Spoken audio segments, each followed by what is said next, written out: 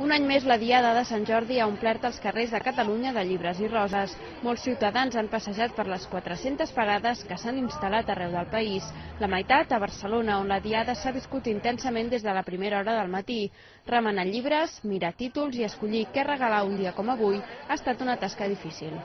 No sé, m'interessa bastant aquest de Negre de Merda, del Mateu Trim, per investigar una mica sobre el tema.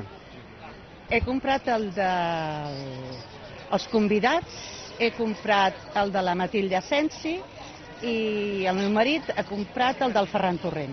Estic buscant per meu fill, potser li compraré l'últim del Paul Auster, i pel meu marit, doncs no sé, estic mirant, potser també el de la Matilde Asensi, però bueno, encara no ho he decidit.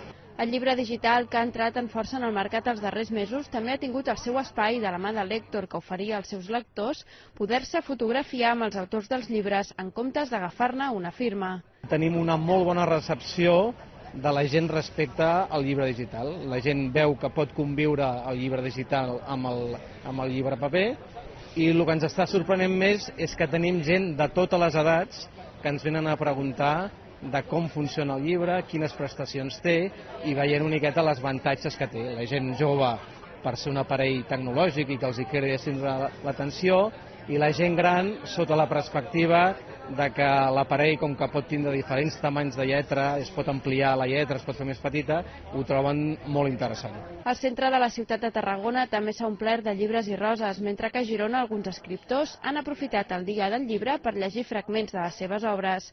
A Lleida, als voltants de la catedral, han congregat la major part d'aficionats a la lectura, alguns molt joves, que han pogut gaudir de la festa d'una manera similar que els infants de la Seu d'Urgell.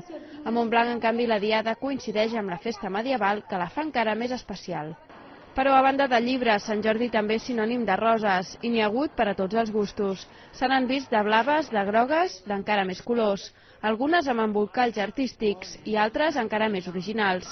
Les roses vermelles, però, més clàssiques, són sempre una aposta segura per regalar i complir amb la tradició.